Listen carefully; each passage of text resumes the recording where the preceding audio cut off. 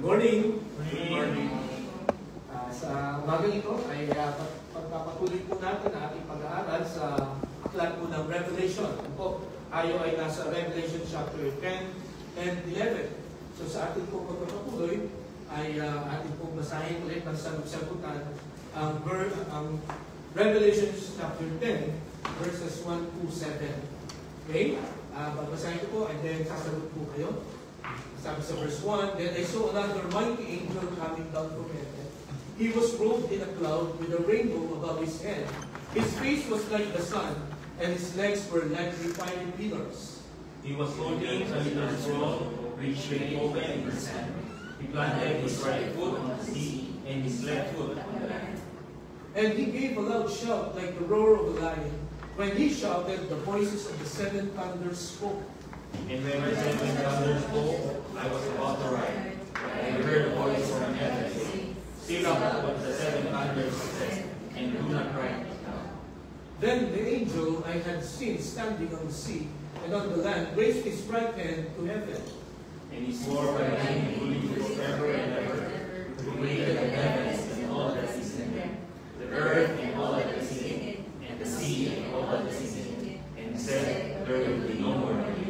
Together. But in the days when the second angel is about to sound his trumpet, the mystery of God will be accomplished, just as he announced to his servants, the prophets. Pagpalain po ng Panginoon, kung makabasa ng salita, ay pinanalangin. Pag-ilang Diyos sa umagang ito, humingi kami ng espesyal na karunungan para maunawaan ang salita. Inikilala namin, Panginoon, ang limitasyon namin, ang kakulangan namin, ng pangunawa, para ito po, Panginoon, ay ma-appreciate namin at makita namin ang kahalagahan nito sa aming buhay. Panginoon, tulungan mo kami sa aming pong pag-aaral. Tandalain po ang Banal na Espiritu ang kumausap sa amin, ang magpaliwanag sa amin. Gamitin mo ang inyong likod para may bahagi ang inyong salita ng maayos, Panginoon. At dalayan po, Panginoon, na anumang mga katotohanan na makikita namin ngayong umaga, ito po, Panginoon, ay iangkop namin, gawin namin malaking bahagi ng pang-araw-araw namin. Samahan na kami, Panginoon, sa aming pag-aaral. Ito ang aming dalangin sa pangalan ng Jesus. Amen. 42 years ago po, ako ay 11 years old pa lang noon. So, ilang taon na ako niya. Ilan.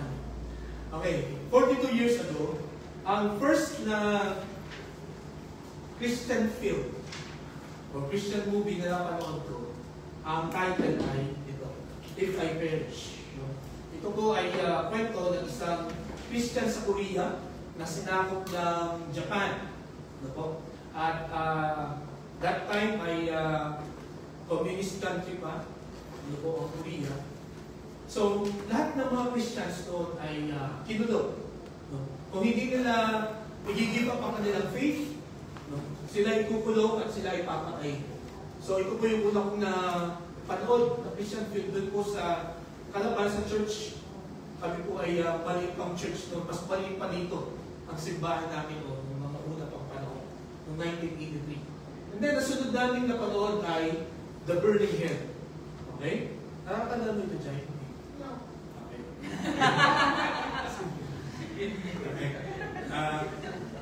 Bagay 2 years old pa si Jai no? Alam mo. So, The Burning Hell, so talagang takot na takot kami dito nung pinanood namin kasi pinakita nito, no?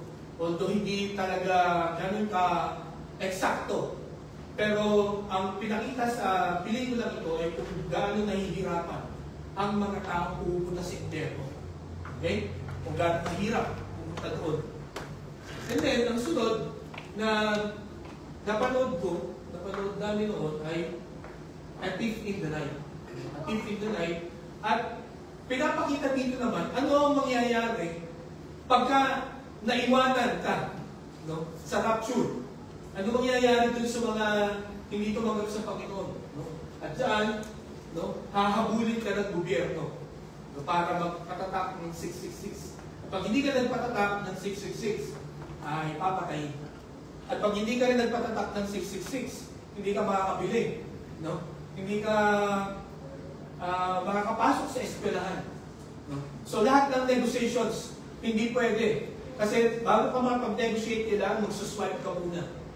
Pero kung wala kang pang swipe, ito ibig sabihin, wala kang tatak. At pagka nakita ka ng mga pulis na wala kang tatak, hahabulin ka. Yun po ang kwento nito, A Thief in the Night. Alam niyo po, habang pinapanood namin ito, itong mga pelikulang ito, at noon ang pelikula yung may rolyo pa, hindi pa yung katulad ng mga digital ngayon. So, dalawang rolyo yan. Pagka yung nasa exciting part na, no? Biglang puputulin ni Pastor. Pastor, kung nagpa-ano yan, bigla yung puputulin. No? Parang, ha? Pagka aabutan na yung aabutan na yung bida. Parang gano'n. Tapos biglang ikakat niya. Tapos, na-explain niya sa amin kung bakit niya ipinalabas itong pelikulang ito, ano ang purpose nito, no? At gagawin niya, no, mag-share siya ng gospel. No? Na kaya yan, katulad ng mangyari ito, kailangan natin tagapit sa Jesus bilang sarili natin na Pilipinas. No, para hindi tayo mapupunta sa impyerno, no? Para dito, para ipaglaban natin ang Panginoon kahit na may persecution, as dito sa Thief in the Night, para hindi tayo maiwanan pagka dumating ang Panginoon. So, naalala ko that time, December 23, 1983, sinabi ni Pastoral, kung sino ang gusto na tumagal sa Panginoon sa meeting ko, tumasa ang kamay. I remember, dahil nga napanood ko itong mga to, ayoko pumunta sa impyerno, ayoko maiwan, na gusto kong pumunta sa langit. I accepted the Lord as my Savior that night. Okay? And then, pagkatapos doon, itutuloy na ulit yung second, yung part 2. Tuloy na ulit yung palabas, hanggang ending.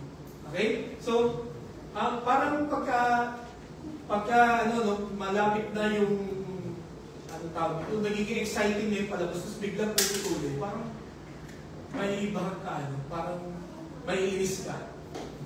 Pero, may dahilan kung bakit pinutuloy, may purpose. No? And, that time, merong noble purpose kung bakit pinutuloy.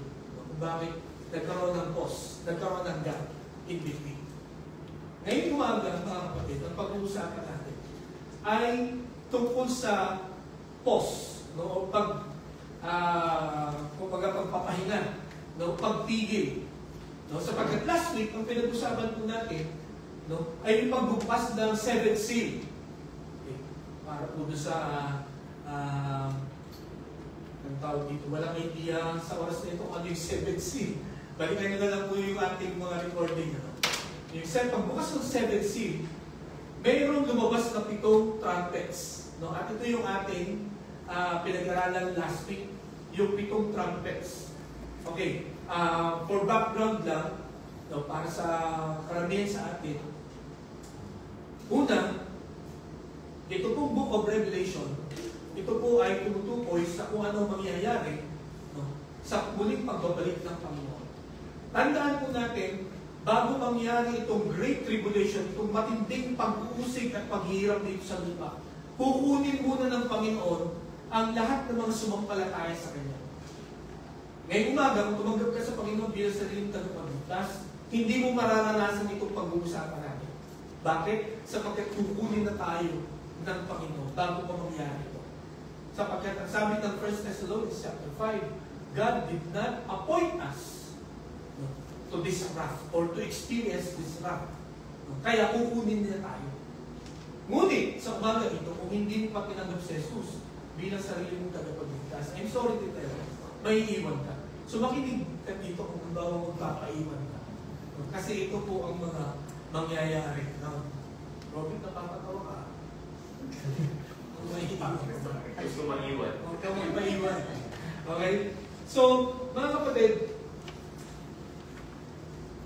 for the past weeks po, noong September, ay pinag-uusapan po natin yung ating pong blessed hope, no? Yung ating pong pinagpalang pag-asa. No? Na siyang dahilan, bakit nga po tayo pupunta dito, no? Bakit kayo gumigising na maaga pag Sunday, no? Bakit tayo nagbubuklat, nagbabasa ng Biblia, bakit tayo nananalangin, bakit tayo nagsishare ng Word of God, because of this blessed hope, sapagkat may gagawin ng Panginoon sa bawat isa sa atin kung tayo ay magtatapat sa Kanya. Kung hindi tayo lalayo, no? kung hindi tayo susuway. Kung sisikapin natin sa biyaya ng Panginoon, ay gawin ang kalooban niya sa buhay natin hanggang sa siya ay lumaki. At nakita po natin na pagkukuha na ng Panginoon sa lahat ng mga mananampalataya ay merong isang scroll na may 7 selyo. Okay? Nalalabas. Ito ay hawak ng Panginoon. At ang sabi ng isang angel, sino ang karapat-dapat na magbukas ng mga selyong ito?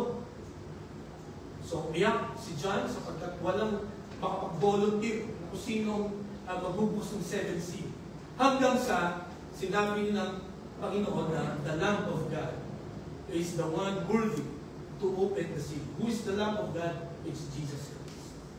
So, nung binuksan niya isa-isa, yung 7 selyo, ang nangyari, pagbukas ng mga 7 selyo, ay puro mga disaster, deception, at disagreements, puro kaguluhan. Tandaan natin sa mga mananampalataya, hindi na nila ito may experience. Yung mga kaguluhan, yung mga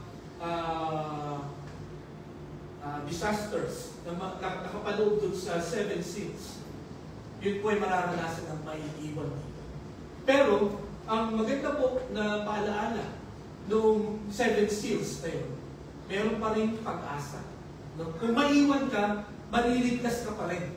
Pero, iba na ang paraan. Okay? Ang paraan, una, huwag ka magpapatatak ng 666. Itatatak nila yan dito sa likod ng inyong pang, anong tawag dito? Palad, likod ng palad. Forehead. Forehead na tabi, no? At saka din sa forehead. Okay? Dito, lamang sa dalawang ito.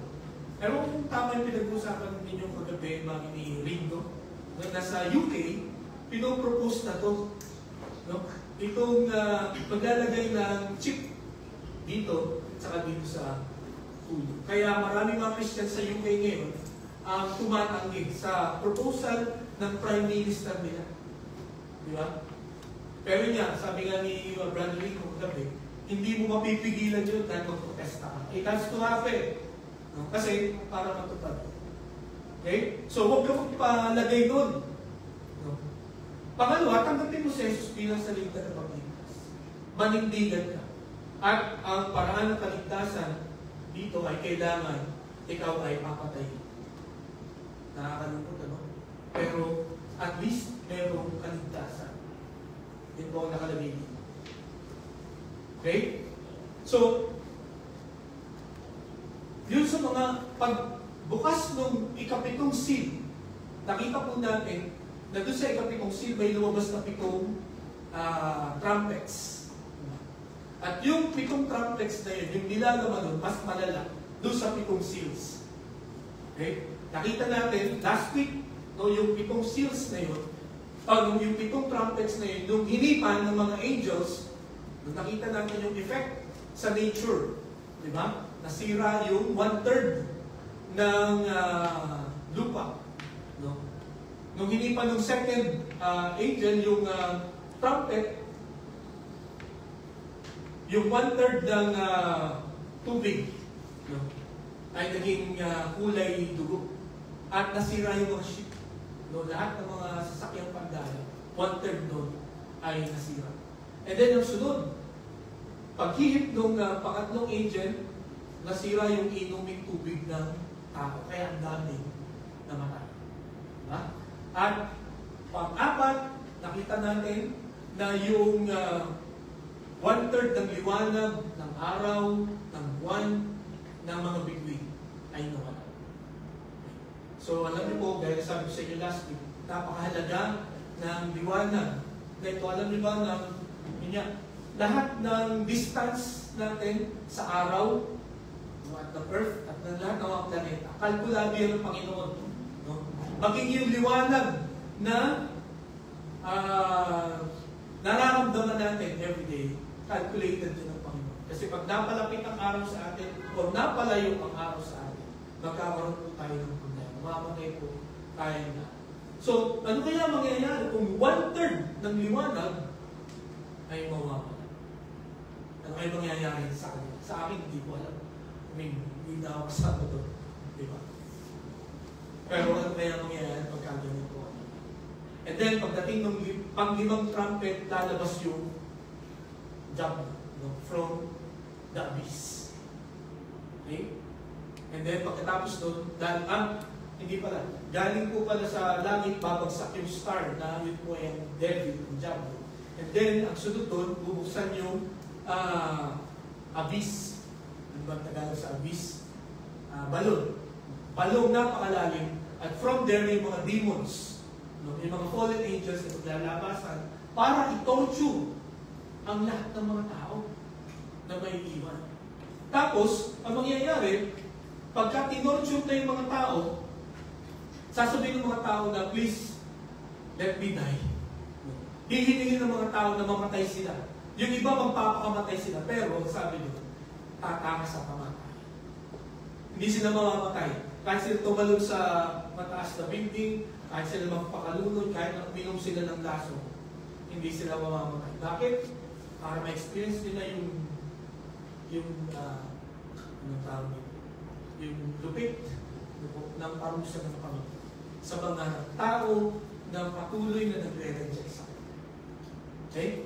Sa mga tao na kumakalaban sa Panginoon. Sapagkat ito pong tribulation na ito po ang mga taon, ito yung 7 years na igaganti ng Panginoon ang lahat ng mga Kristiyano na inabuso ng mga masasamang tao. Okay? Kaya mga kapatid, sa puntong ito, no, salamat sa Panginoon sapagkat meron tayong pinagpala na pag-asa. Okay? Nakita natin last week yung the place from the trumpets, no, yung prelude, yung presentation, saka yung purposes niya. Napakaganda po, no? Bakit pinadala ito ng Panginoon, itong matinding mga plagues, no? Itong mga salot na ito. Yung purpose is for those people na may iwan to repent. Para magsisi pa rin. Napakabuti ng Panginoon, diba? Sa kabila na patuloy na nire-reject siya, binibigyan pa rin ng chance ng Panginoon na manumbalik. Pero kung sakali hindi ka mag-repent, no, ang purpose nito ay parusahan. So ngayon po, umaga, nais ko pong pag-usapan natin itong pagitan ng trumpet number 6 at saka trumpet number 7. May pagitan po ito. Ano po ang tawag dito sa pagitan na ito? Ang tawag diyan, prophetic interlude. Prophetic interlude. Ang pamamahinga ng propesya. Yun po ang Tagalog sa interlude. Pamamahinga. Kumbaga nagkaroon ng pause. Okay? Yung trumpet 1 to 6, talagang sunod-sunod yung, yung mga salot. Diba? Pero nagkaroon ng pause bago tumunog yung ikapito. So ano yung nangyari? Okay? So meron tatlong events tayong makikita dito po sa prophetic interlude. Itong pamamahinga ito. Itong pause na ito. Ano yung ginawa? Una, the recommissioning of John. The recommissioning of John. Or muling inutusan si Juan. Kung titingnan po natin sa Revelation chapter 1, verses 1 and 2. Okay? Ito po yung first commission ni John. Ito po yung una kung saan siya ay inutusan ng Panginoon. No? Ano yung utos ng Panginoon sa kanya?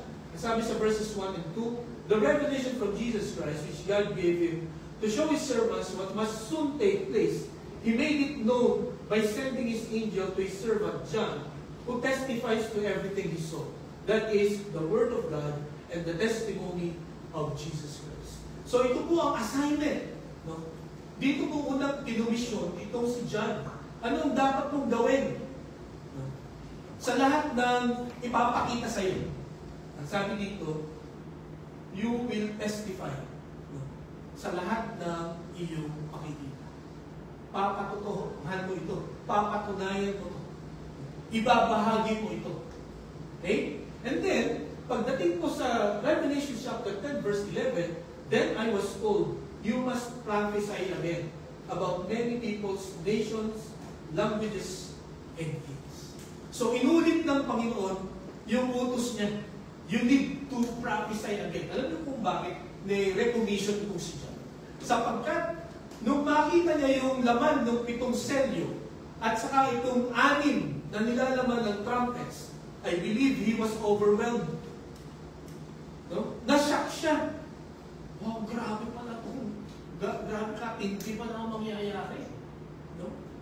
Sa tribulation, sa great tribulation. At alam niyo, pagka masyado kang nagulat, no? Baga parang, imagine, sunod-sunod, 1 to 7, tapos akala mo, after ng 7 seal, ay gagaan na. Hindi. Pagdating ng 7 trumpets, mas malala pa. Kaya, naniniwala ako sa punto ito. Nakalimutan ni John kung anong dapat niya. Ang dapat niya gawin is to testify sa testimony ng Panginoon Jesus. That He will tell this message to the people, especially to the 7 churches in Asia Minor. Ano patigin kung umaga? Alam niyo ba kung ano ang dahilan bakit tayo nakikinig ng salita ng Diyos?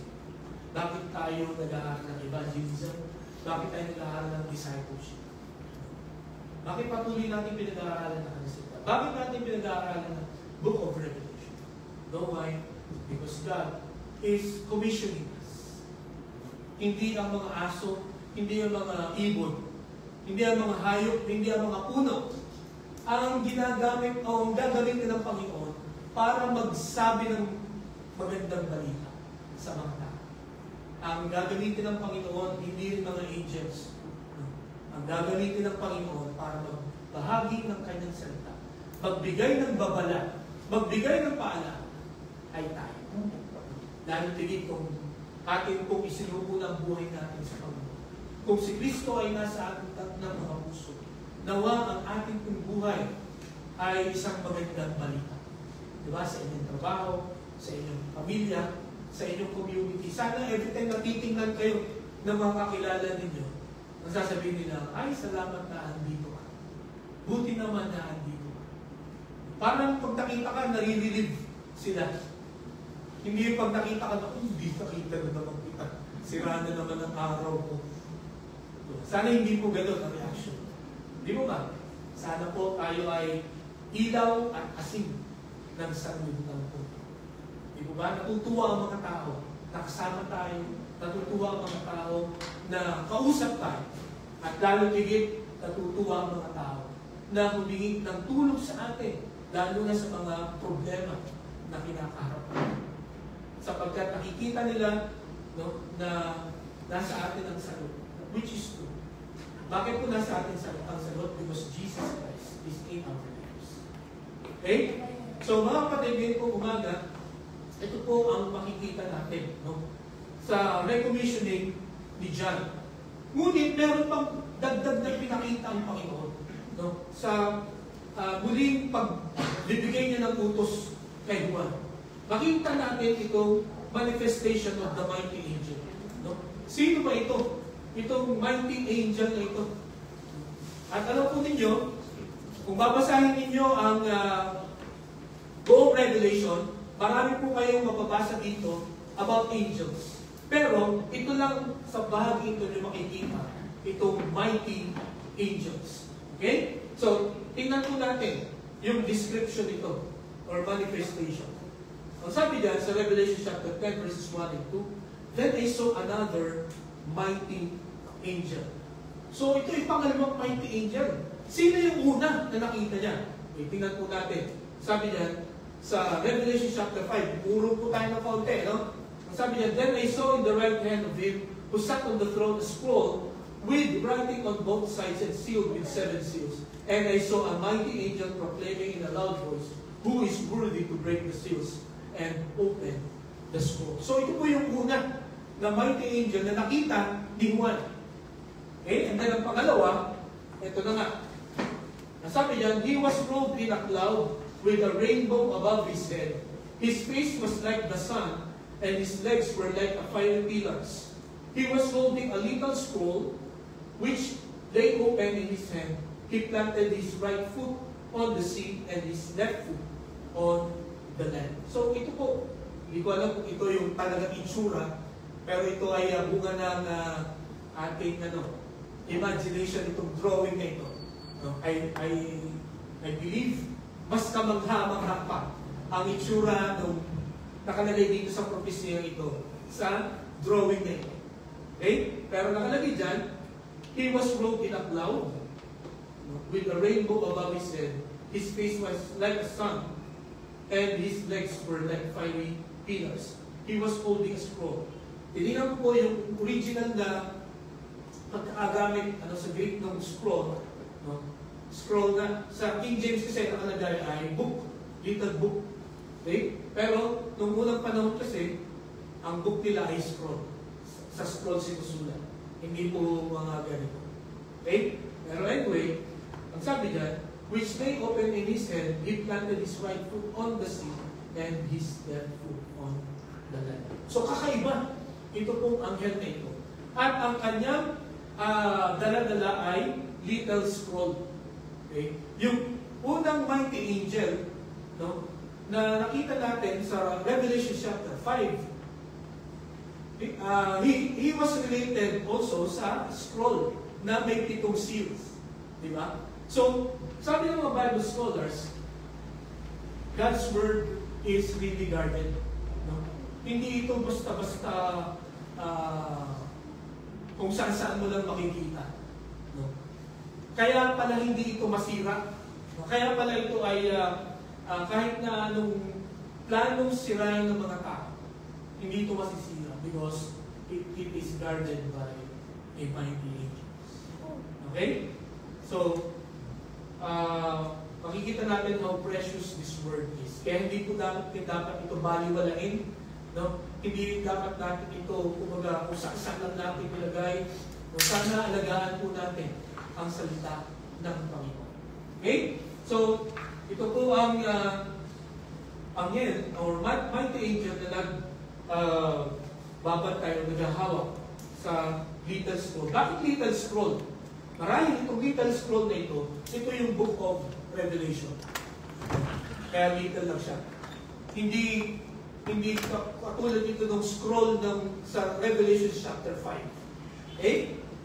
So, ang sunod na makikita natin, hindi lamang yung manifestation ng mighty angel, but the message of the mighty angel.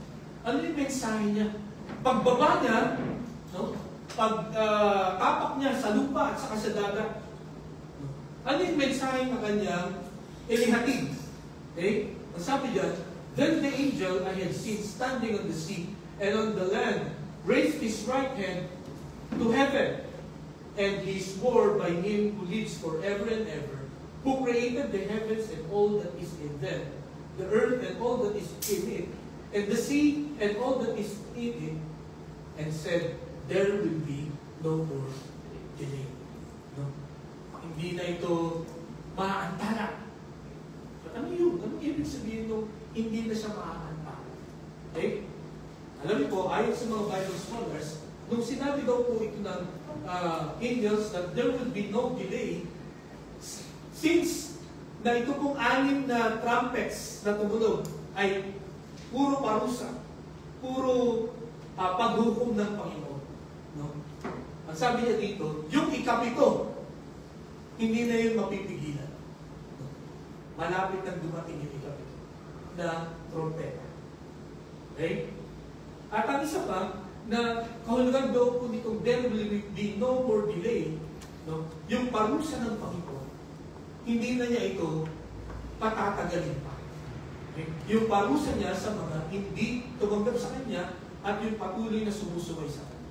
Hindi na niya patatagalin. Kasi, nung bago pa dumating ang Panginoon, nung bago pa ang rapture, ganito po ang attitude ng Panginoon. Basahin lang po natin. 2 Peter chapter 3, verse 9. Ready? Begin. The Lord is not slow in keeping His promise, as some understand slowness. Instead, He is patient with you, not wanting anyone to perish, but everyone to come to repentance. Kung babasahin po natin yung mga naunang mga verses, ang context po nitong 2 Peter chapter 3 verse 9, may mga tao po na nire-review sila, no? Nilalait sila.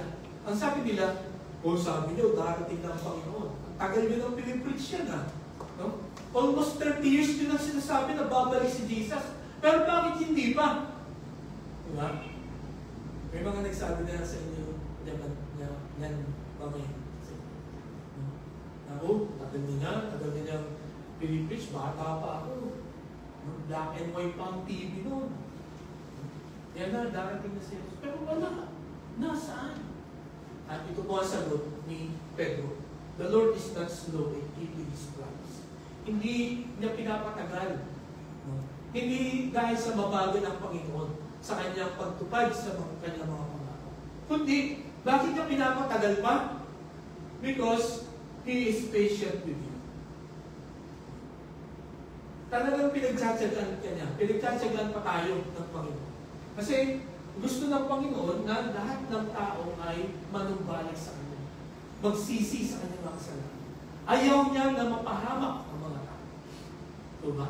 Kaya pinapatagal-tagal niya. Pero, mga kapatid, pagdating dito, ang sabi niya, there will be no more. Hindi na niya papatagal. Kumbaga, tapos na. No? Tapos na yung palugit. Tapos na, ubus na yung mga chances na binigay po sa atin ng Panginoon. Ang sabi po ng angel na ito, I swear, sinusumpa. Diba parang, diba yung sa ating mga bata, text man, makatay ka man. No? Diba gano'n? So ito, sinusumpa ako. No? Sabi niya, and this word by Him who lives forever and ever. Sinusumpa ako sa ngalan ng Panginoon. Yun ang ibig sabihin na darating na ang parusa. Hindi ka na magkakaroon ng chance. Or kung meron kukunting chance na lang ang ipagkakalusa. Okay? So yun po ang kanyang mensahe. At ang sabi pa dyan, but in the days when the seventh angel is about to sound his trumpet, the mystery of God will be accomplished, just as He announced to His servants, the prophets. So pagka tumunog na yung trumpeta, the mystery of God will be accomplished. No? Ano ba yung mystery dito? Okay? Kung pag-aaralan po natin, ano po, ang mga sinulat ni Apostol Pablo, mayroon 3 mystery na makikita tayo na marireveal. No? Ang una, na mystery po na marireveal, no? Pagkatapos na tumunog ang ika-7 trumpeta, ang una, the wickedness will be destroyed. Kasi, di ba, sa ngayon, sa mga nangyayaring kaguluhan, no? Sa mga nangyayaring anomalya sa ating bansa, di ba? Talaga ang mga tao, ang mga Pilipino, ay kayo, no? Ay talagang galit na. Parang kailan kaya matatapos ito? Matatapos pa kaya ito? Sabi nga ng isang senador, magandang mag-resign lahat. Meron pang isang nagsabi, ako narinig doon, alam nyo, para matanggal talaga yung corruption sa mundong ito, kailangan patayin lahat ng mga tao.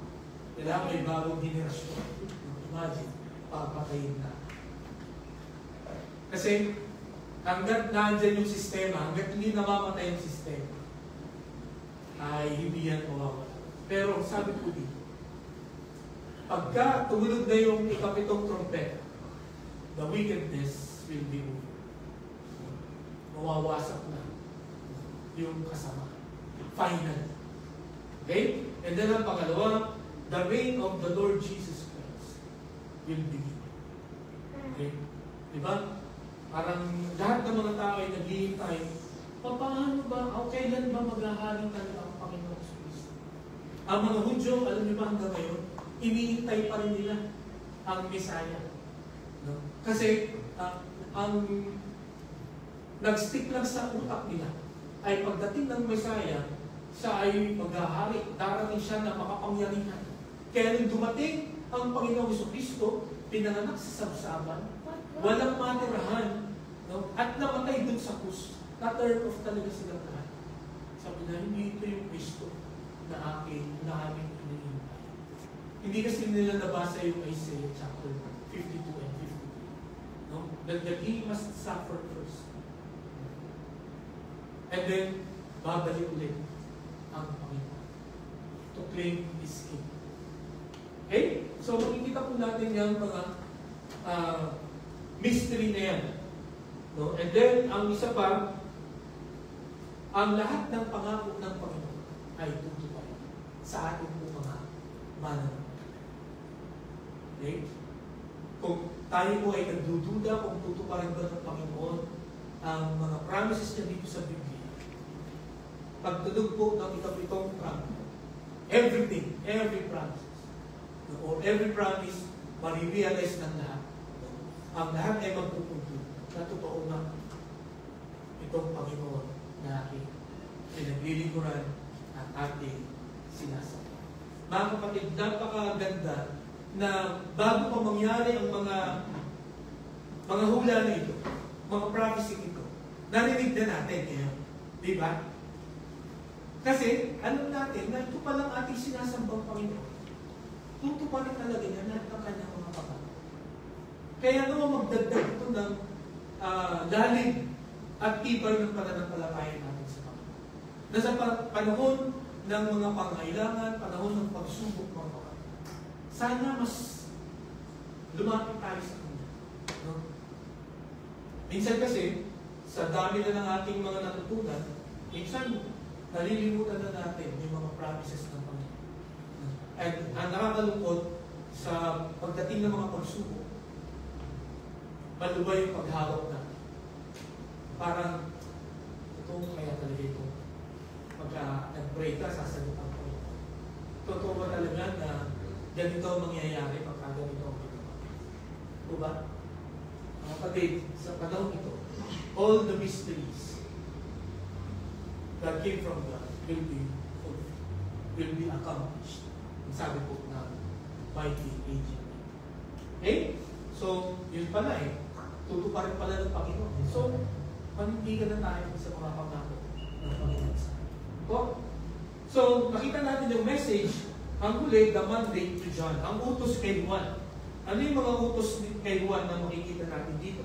Ang una, sa verse 3, and he gave a loud shout like the roar of a lion when he shouted the voices of the seven thunders spoke. And when the seven thunders spoke, I was about to write, but I heard a voice from heaven say, seal up what the seven thunders have said, and do not write it down. So ang unang utos kay John, imagine, no, may 7 kulog na narinig. At yung 7 kulog na yun ay may mensahe. Nung isusulat na ni John yung mga messages, no, may nagsabi sa langit, no, there's a voice from heaven, at yun ay boses ng Panginoong Kristo. Huwag mong isulat. Takpan mo yan. You seal it, no, at huwag mo yan isulat. Siguro tataka tayo, bakit kaya? Bakit hindi kaya pinasulat ng Panginoon? Ano kaya yun? Hindi ko rin alam kung bakit. At kung ano yung mga messages doon, hindi ko rin alam. Pero, meron pong sinabi si Apostol Paul. May mga bagay na hindi rin siya nasulat. Meron mga bagay na hindi rin siya hindi siya maintindihan sa word ng Panginoon. At ang kanyang conclusion, nangyari yun to humble himself. Para hindi siya magyabang. Para hindi siya magpala. At marahil yun din ang reason kung bakit hindi ko pinasulat. Baka magyabang na dito si John. Okay? Although, again, hindi natin alam kung ano talaga yung main reasons. But it could be, no? Yun ay posible. Pagka masyado ka maraming alam. Di ba? Naalala ko nung ordination namin. Ang ordination po, ito yung ito yung parang board exam ng mga pastor. Pero ito ay panel discussion at actual interview, live interview. So, susuriin nila kung ang iyong doktrina ay tama, naaayon pa sa Biblia. At pagka nakita nilang ayos ang iyong doctrines, pag naidepensa mo yung kanilang mga tanong, nasagot mo ng maayos, ay yun nga, magiging reverend, i-ordain. So, naalala ko nung yun nga po, nag-ordain ako, may mga hindi ako nasagot ng mga tanong. At sabi ko na ako, baka bumagsak ako, baka hindi ako ma-ordain dahil sa siguro sa 10 tanong na tinanong niyo sa akin, dalawa yung hindi ko talaga nasagot. Hindi ko alam kung ano ang sagot. At ako'y nag-sorry, sabi ko, sorry po, hindi ko alam ang sagot. Pero natutuwa ako kay Dr. Puliado, siya yung moderator. Siya ang sumasagot para sa akin. No? Ito dapat nasagot dyan. Then after the interview, no, sabi sa akin ni Dr. Puliado, okay lang yun na nagkamali ka. Kasi meron daw silang in-interview one time.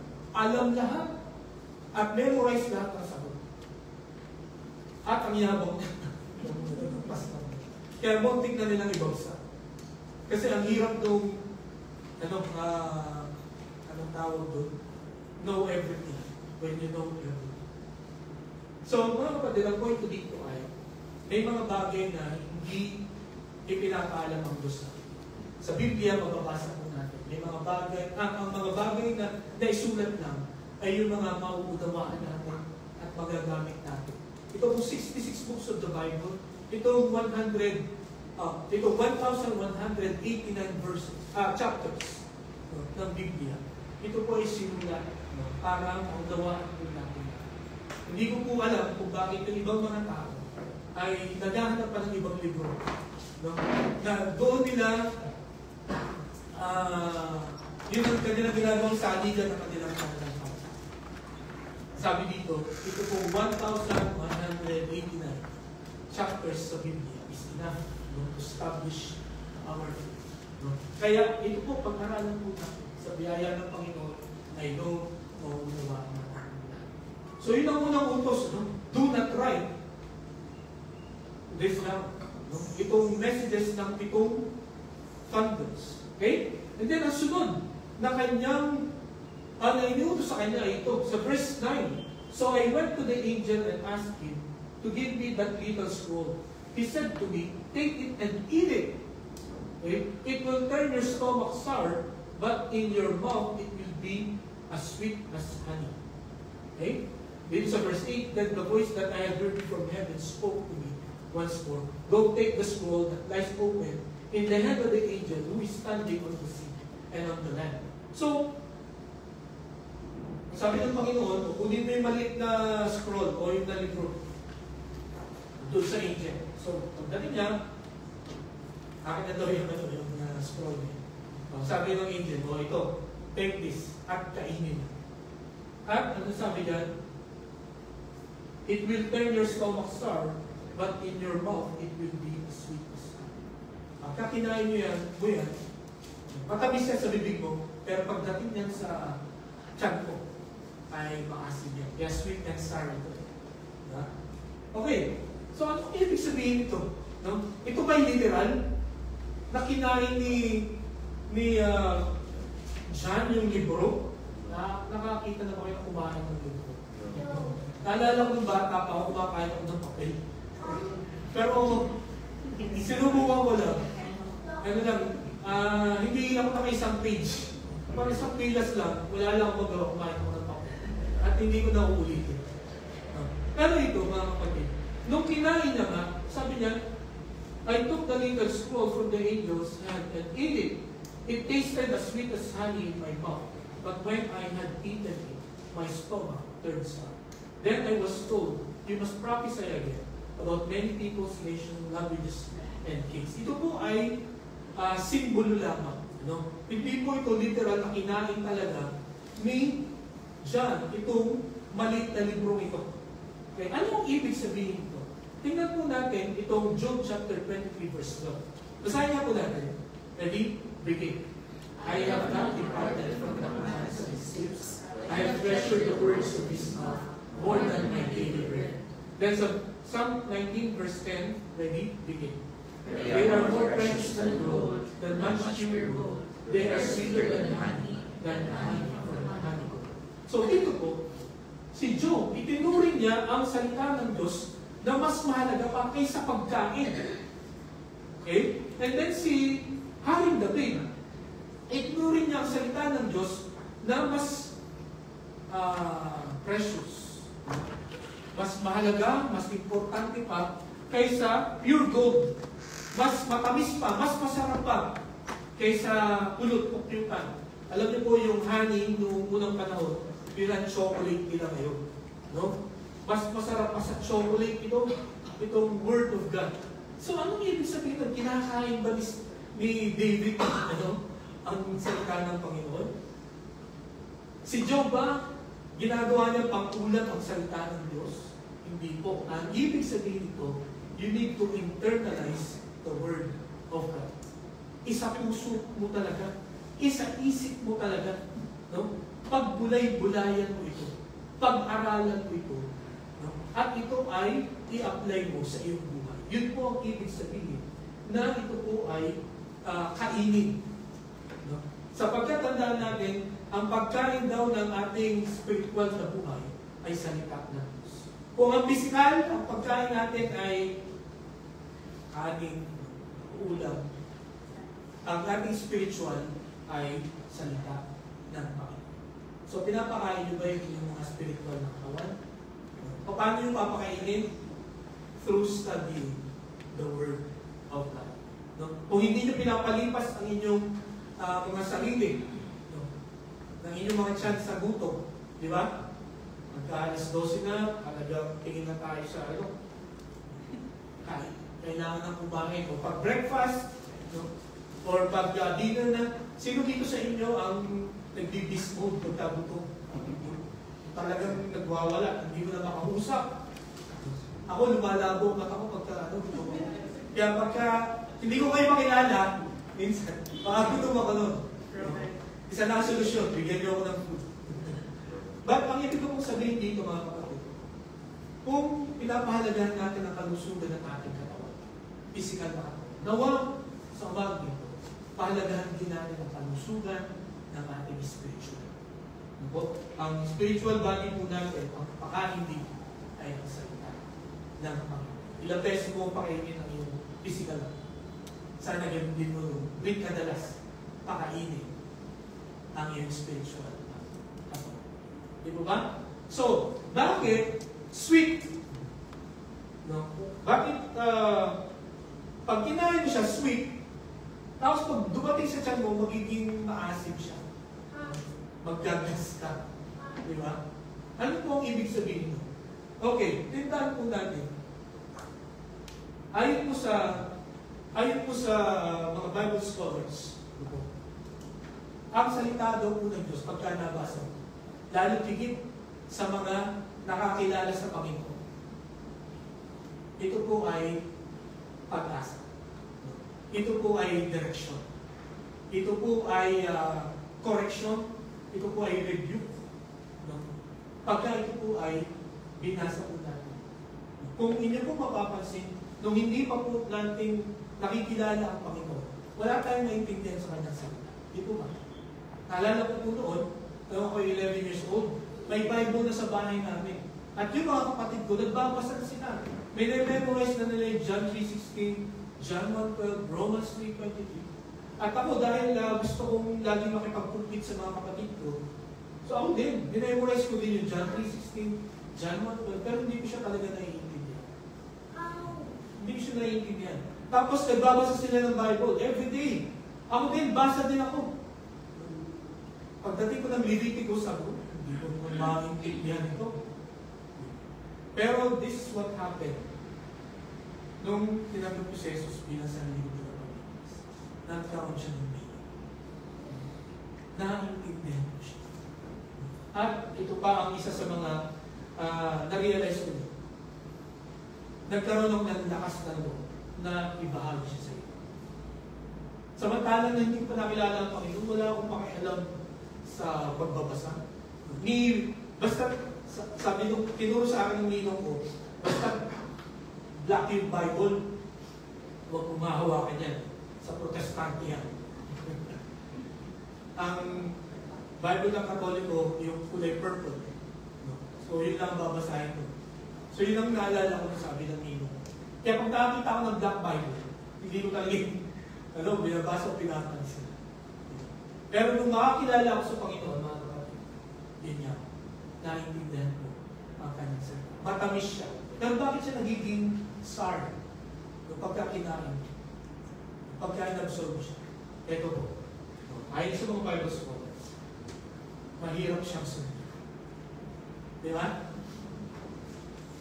Katulad na lang ng sabi ng Panginoon, if you want to be my disciple, ano gagawin? You have to give up everything. You have to take up my cross. Di ba? Mahirap sumunod sa Panginoon, di po ba? Mahirap sumunod sa kalooban ng Panginoon. Kaya nga mas gusto pa natin na mag-quit na lang. Kasi mas madali ang mag-quit kaysa magtuloy-tuloy na sumunod.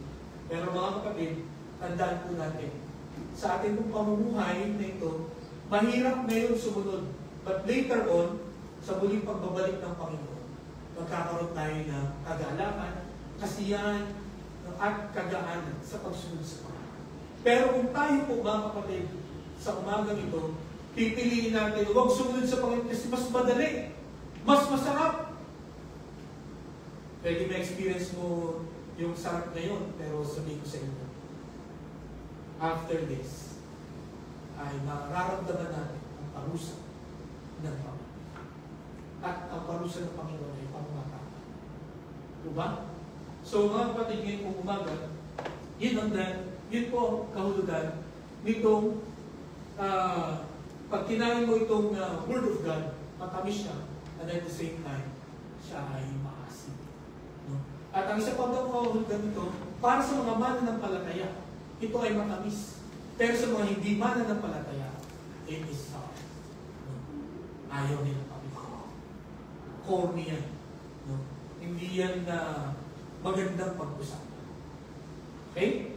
So, yun po ang kahulugan nito. And then, ang sunod yan, na inuutos sa kanya, yung prophesy. I-share mo itong iyong matututunan, no? Sa mga tao na hindi pa nakakakilala sa Panginoon. Okay. I-share mo ito sa 7 churches. At ngayong umaga, mga kapatid, ito po ang ginagawa natin. And I hope na ito pong pinag-aaralan natin ngayon ay nagdadagdag ng pagkakatiba ng ating pong pananampalataya sa atin. So yun po ang pangatlo na iniutos. No? O pangalawa na iniutos, o pangatlo na iniutos kay John. Ang pangapat, ang sabi sa Revelation 11, 1 and 2, I was given a reed like a measuring rod, and was told, go and measure the temple of God and the altar with its worshippers. But exclude the outer court. Do not measure it, because it has been given to the Gentiles. They will trample on the holy city for 42 months. Okay, una, yung 42 months, alam niyo po ba kung gaano katagal yan? 3.5 years. Ang 42 months. So, ito po mga kapatid, di ba sabi ko sa inyo, 7 years ang Great Tribulation. Yung first 3.5, it's going to be peaceful. Okay? Sapagkat, pamumunuan ito ng Antichrist. The Antichrist will solve all the problems in the world for 3.5 years. But pagkatapos ng 3.5, he will reveal himself that I am the Antichrist. I am not the Christ. So, dito na, magkakaroon na ng pag-uusig sa lahat ng sasampalataya sa Panginoon during this time. Ngayon, sa panahon na yun, no, sa second half, nako, ay meron pa rin temple. Yan, nasabi ko sa inyo, may mga maliligtas po sa panahon na ito. Okay? And then, bakit pinapasukat ng Panginoon ang temple? Again, ayon po sa mga Bible scholars, ang kahulugan daw po, pagka pinapasukat ng Panginoon ang temple, ang kahulugan daw po nito, it means God's territory, it is God's territory. And since it is God's territory, God will protect it. Okay? Ang teritoryo ng Panginoon ay ang templo at puprotektahan niya yung mga worshippers na ang bait ng Diyos. Sa kabila ng naiwan itong mga ito, sa kabila ng yun nga, so una, talagang na-reject nila ang Panginoon, pero yun nga, buti na lang tinanggap nila ang Panginoon during this time. Imagine the Lord will protect. Okay? Pero sabi niya, not exclude the outer court, do not measure it because it has been given to the Gentiles. Pagka sinabing Gentiles, noong unang panahon, mga hindi mananampalataya yan. No? At they will persecute the church. Okay? Talagang magagalit sila sa mga sumusunod sa Panginoon. So, ito po ang apat na ipinagawa kay John. Okay, sa kanyang commissioning. Okay? Ang una, hindi pinasulat yung itong mensahe. Okay? Pangalawa, pinakain sa kanya yung scroll. Pangatlo, pinag-prophesy siya ulit. And then ang pang-apat, pinasupat ang temple. Okay? So, yun ang makikita natin unang nangyari dito po sa prophetic interlude. Okay? Itong pagitan ng 6th trumpet at saka 7th trumpet. Ang pangalawa na nangyari, the rise of the two witnesses. No? Ang pagkuha, no, o ang maglabas ng dalawang saksi. Sino ito mga ito? Hindi ito saksi ni Jehovah. Hindi ito mga Jehovah's Witnesses. Okay? So, sino itong dalawang ito? Okay? Honestly, hindi po sinabi ng Biblia kung sino ito. No? Marami nagsasabi na ito daw si Moses, ito daw si Elijah. Hindi natin alam kung sino itong dalawang. Pero, ang ipinakita ko sa Biblia, ano ang purpose ng dalawang ito? No? Bakit sila dumating? Bakit sila lumabas? Ang sabi dito, and I will appoint my two witnesses, and they will prophesy for 1,260 days, clothed in sackcloth. They are the two olive trees and two lampstands, and they stand before the Lord of the earth. Okay. They will prophesy for 1,260 days. Alam niyo ba kung gaano katagal yun? 1,260 days? 3.5 years. Okay? So, imagine, itong dalawang saksi na ito, they will prophesy. Anong ibig sabihin nun? They will proclaim the word of God for 3.5 years. So, meron pa rin evangelism. No? Nagsugo pa rin ang Panginoon ng dalawang pang saksi. Bukod kay John, meron pang dalawang saksi na inuusan ng Panginoon para mag-share ng gospel for 3.5 years. Yun lamang ang kanilang role. Yun lamang ang kanilang gagawin. Diba? Ngayon, ano ibig sabihin ng two olive trees and two lampstands? Ang two olive trees, ang ibig kong sabihin dyan, they will be anointed. They are anointed. Pagka sinabi pong olive tree, diyan po sila kumukuha ng oil, olive oil, na pang-anoint, anong tagal sa pang-anoint? Anointing. Basta pagka ikaw ay ikukomisyon noon, ng Old Testament, ikaw ay patutulungan ng langis. No? At ang ibig sabihin po nito sa panahon natin ngayon, when you are anointed with olive oil, ang ibig sabihin nun, you are anointed by the Holy Spirit. So, itong dalawang ito, puspos sila ng banal na Spirit. Ang ibig sabihin, walang makakapigil sa kanila. At ang kanilang sasabihin, ay makapangyarihan. Walang pwedeng kumesto sa kanilang sasabihin. Okay? So, olive oil ang ginagamit nila for anointing. Hindi coconut oil. No? Hindi oil ng baboy. No? Kundi olive oil ang ginagamit. At ang ibig sabihin niya po ito ay anointing ng Holy Spirit. Yung dalawang ito, no, two olive trees. And then ano yung lampstand? Ang lampstand ay ilaw. Okay? Ito po ay gabay. No? Ito ay magbibigay ng liwanag, no, sa mga tao na naliligaw ng landas. Itong dalawang. So again, primarily, the mission of these two witnesses is to share the gospel. No? To tell the people who are lost na mayroon pang chance para ikaw ay maligtas. Mayroon pang chance para ikaw pumunta sa langit. Okay? So yun po ang purposes or purpose ng dalawang ito. Ang sunod na makikita natin their power, no? Yung kanilang kapangyarihan. Yung kapangyarihan na binigay sa kanila. Ano po? Ang sabi niya, if anyone tries to harm them, ang sabi niya, fire comes from their mouth and devours their enemies. This is how anyone who wants to harm them must die. Okay? So, ganito mo kapangyarihan. Hindi ko alam kung literal itong may apoy na lalabas sa kanilang bibig. Kundi, ang nakikita ko po dito, yung power ng kanilang sasabihin. Diba? Kasi sabi dito sa verse 6, they have the power to shut up the heavens so that it will not rain during the time they are prophesying.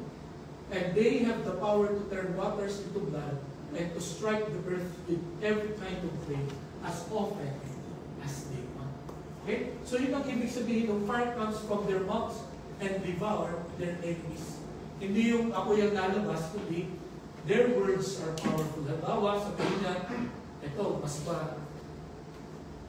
magaling ito kaysa kay Ibol. Kasi sabi ni Ibol, Dumidol, stop. At stop na daw ang Ibol. Pero ito mga ito, pag sinabi nila sa ulan, stop. Ito, kaya itigil. O kaya, kung meron silang sabihin na ikakasama mo, mangyayari. That's how powerful ang mga witnesses na. Binigyan sila ng protection ng Panginoon. Binigyan sila ng kapangyarihan ng Panginoon. Then, ang sunod, their passing. No? Ang kanilang pagkamatay. Ang sabi diyan, now when they had finished their testimony, the beast that comes up from the abyss will attack them and overpower and kill them. Okay. Ang gusto ko po makita natin dito mga kapatid, again, ang pagpunta sa langit is through martyrdom. Itong dalawang witness na ito, pagkatapos ng mission nila, sila ay papatay ng beast coming from the abyss. Pag-aaralan natin kung sino yung beast na yan. No? Hindi yan si Satan. Yan ay beast. Okay? May explanation kung sino yung beast na yan. Okay, so papatayin niya yung dalawang witness. At makikita natin dito, their bodies will lie in the public square of the great city, which figuratively called Sodom and Egypt, where also their Lord was crucified. So sa Jerusalem ito, i-display yung kanilang mga patay na katawan. Bakit i-display? Sapagkat gustong ipaalam ng mga kalaban itong two witnesses na ito, na tinalo nila finally itong witnesses na ito. Papatigil nila ang kanilang pangangaral. Okay? And then, sabi yan, for 3.5 days, some from every people, tribe, language, and nation will gaze on their bodies and refuse them burial. No? Di sila ililibing. The inhabitants of the earth will gloat over them and will celebrate by sending each other gifts because these two prophets had tormented those who live on the earth. Okay? So, natuwa yung mga tao kasi finally, itong dalawang propeta ito, itong dalawang witnesses na ito, ay titigil na ng pagsasabi ng masamang balita. Diba? Malagay ko, ang kanilang mensahe, pag hindi tinanggap si Jesus, no, magkakaroon ng matinding salot. No, may experience nyo ang matinding kahirapan dito sa mundo. And imagine, for 3.5 years, yun ang maririnig mo sa dalawang to. Di ba ganun ang iisipin mo? Paggabi, pinag-uusapan ng BSD na si Charlie Kirk. Di ba? Alam niyo ba kung bakit siya pinatay? Charlie. Dahil mamabait siya? Charlie Kirk? Yes, Charlie Kirk. From the neck. Oh yes, that's right. Oh. Sapagkat, ano siya? Talagang wala siyang sinisino. No? Pagka mali sinasabi niya. At ang kanyang basis sa kanyang kaninindigan ay word of God. At alam niyo, pagka lagi mo sinasabi ang tama sa isang tao na laging gumagawa ng mali, ang isip mo, patayin mo at patayin mo. Yan ang ginawa ng mga Pharisees sa Panginoong Jesus. Sapagkat, yun yan, ang dami ng sumusunod sa Panginoon at hindi nila ma-question ang mensahe ng Panginoon. Kaya pinatay nila. ang Panginoon. At ganun na nangyari dito. Tuwag-tuwag yung mga masasamang tao sa pagkakapatahimik nila itong dalawang witnesses. Okay? So, that's how they died. Then, pang-apat, their promotion. No? Pagkabat sila ay namatay, ano nangyari? But after 3.5 days, the breath of life from God entered them. And they stood on their feet, and terror struck those who saw them.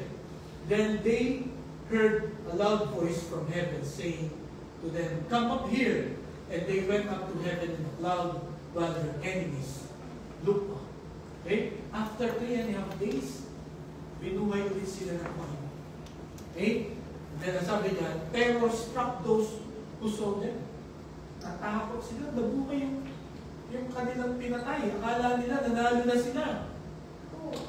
Akala nila, napatahimik na nila itong dalawang ito. Pero binuhay sila ng Panginoon. At nung sila ay mabuhay, sabi ng Panginoon, "Kapatid, umuwi na kayo." Tapos na trabaho niya. Umuwi. Alam niyo yun ang pinapasarap siguro na mapapakinggan natin. Pagkatapos ng hirap na trabaho, no? Madaming mga problema, ang sarap marinig sa magulang mo na, "Uuwi ka na. Pahinga ka na. Punta ka na dito." Di ba? At yan ang sinabi ng Panginoon dito sa dalawang witnesses. Pagkatapos ng matindi nilang paghihirap sa kanilang mga araw, no? Imagine, pinatay sila, pero binuhay sila ng Panginoon. Hindi sila pinabayaan ng Panginoon. Di ba? Alam nyo, many times nahihiya tayong magbahagi ng salita ng Diyos. Kasi baka mapahiya tayo. Baka iwanan tayo ng Panginoon. Baka hindi totoo na bibigyan tayo ng kapangyarihan ng Panginoon sa ating mga sinasabi. Baka hindi nila makilala ang Panginoon. Baka hindi kumilos ang Panginoon. Hindi po. Dito, ito po isang pagpapakita. Na, bagamat i-reject tayo ng maraming mga tao. Bagamat pagtatawanan tayo ng maraming mga tao. Hindi tayo papabayaan. At kung hindi man magtagumpay tayo sa ating pagbabahagi ng salita ng Panginoon, hindi niya po tayo i-reject. In fact, ang sabi niya, umuwi na. Tapos na yung mission. In fact, itong mga witnesses na ito, hindi sila pinadala para convert ang mga tao. Pinadala sila para ibahagi ang salita ng Panginoon. At kung matapos na yung kanilang mission, pinauwi. Ganun din po tayo mga kapatid. Pagkatapos na yung mission natin, papauwi na tayo. Work? Yes. Okay. So, sabi sa verse 13, and that very hour, there was a severe earthquake, and a tenth of the city collapsed. 7,000 people were killed in the earthquake, and the survivors were terrified and gave glory to the God of heaven. The second woe has passed, the third woe is coming. Okay? So, nung makita sila sa langit, nagkaroon ng matinding earthquake. So, siguro, hindi ito bago sa atin. Hanggang kanina umaga yata ay pero rainfall dito sa south. Dito ba? Noong Friday, matindi yung 7.5 po sa Davao. Seconds. Diba? So, dito, pagdating sa judgment ng Panginoon, laging involved ang so, yun po mga nararanasan natin yun, yan ay mga kasimula pa. It will get worse. It will get stronger. No? At ito ay darating sa panahon na hindi natin pinaghandaan. Hindi natin inaakala. Pero salamat sa Diyos sapagkat pag dumating ang bagay na ito, sa lahat ng mga tumanggap sa Panginoon, hindi nyo na ito na-experience. Hindi ko alam kung gaano kalakas ang lindol na ito. Kasi 10th of the city collapsed. Okay? And then 7,000 people were killed. So, matindi itong lindol na ito. Di po ba? So, mga kapatid, ganito katindi yung mga mararanasan, yung mga maiiwan dito. And then, dito sa verse 14, the second woe has passed, the third woe is coming. Ano ito mga ito? Itong second woe has passed, the third woe is coming. Kung inyong maalala, ano po? Sa Revelation chapter 8, verse 13, no? Nasabi dito, as I watched, I heard an eagle that was flying in the mid-air, call out in a loud voice, woe, woe, woe to the inhabitants of the earth, because of the trumpet blast about to be sounded by the other three angels.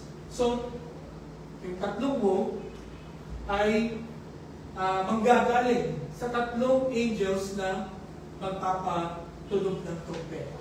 Okay? So, kung babalikan natin, the second woe has passed. So, yung pangalawa na woe, ano ba Tagalog sa woe? Pagkahabag, pagkaawa-awa. No. Ay nangyari na dahil dito sa nangyari. Ang huli na lang na woe ay ang susunod, yung ikapitong trumpet. Okay? Andiyan pa ba kayo? Okay. So, the resounding of the seventh trumpet. Ano nangyari? Noong pinatulog na itong pitong o ikapitong trumpet. Ang una, the declaration of the conquest. Sabi kanina, basta tumunog na yung ikapitong trumpeta, all the mysteries of God will be accomplished. Okay? Lahat ng mga tanong natin o inaantay natin na gagawin ng Panginoon ay mangyayari. So, nung tumunog na yung ikapitong trumpeta, ito ang nangyari. The seventh angel sounded his trumpet, and there were loud voices in heaven which said, the kingdom of the world has become the kingdom of our Lord and of His Messiah, and He will reign forever and ever. So dito mga kapatid, nung tumunog na yung ikapitong trumpeta, the conquest of the world was declared. No? Ang Panginoong Jesucristo, ang Diyos na ang hari ng langit at ng lupa. No? Sa panahon ngayon, ang naghahari pa dito sa atin ay ang diablo. No? Yung kapangyarihan talaga niya, umuimpluwensya pa sa atin. Pero pagdating ng ikapitong trumpeta, the Lord will overcome. The Lord will overpower. No? Kahit anong kapangyarihan pa ang nag-i-exist sa mundo ito. Sabi dito, sa Philippians chapter 2 verses 10 and 11, basahin niya po natin. Ready? Begin. That at the name of Jesus, every knee should bow, in heaven and on earth and under the earth, and every tongue acknowledge that Jesus Christ is Lord, to the glory of God the Father. Time will come. Kahit yung mga demonyo, ang diablo, kahit yung mga tao na hindi kayang banggitin ang pangalan ng Panginoong Jesus. Pagtunog ng ikapitong trumpeta, sabi dyan, every knee should bow. Every tongue will acknowledge that Jesus is Lord. No? Halagang lahat ng tao, no? Lahat ng nilalang ay sasamba sa Panginoong Jesus.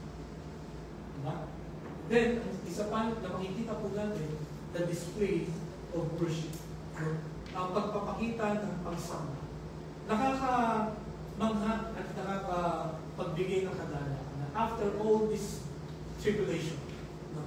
After all these difficulties, these experiences, ang end result ay ito. And the 24 elders who were seated on their thrones before God fell on their faces and worshipped God, no? Saying, we give thanks to you, Lord God Almighty, the one who is and who was, because you have taken your great power and have begun to reign. No? So, makikita po natin ngayong umaga na walang sino man ang pwedeng tumalo, umigil sa kapangyarihan ng Panginoon. Walang sino man ang pwedeng magpabagal at magpasinungaling ng plano ng Diyos sa bagay. Ang end result ng lahat ng mga nangyayari sa buhay natin is for us to worship. Okay? Dito po, no? Dahil nasabi ko sa inyo kanina, lahat ng may dila, no?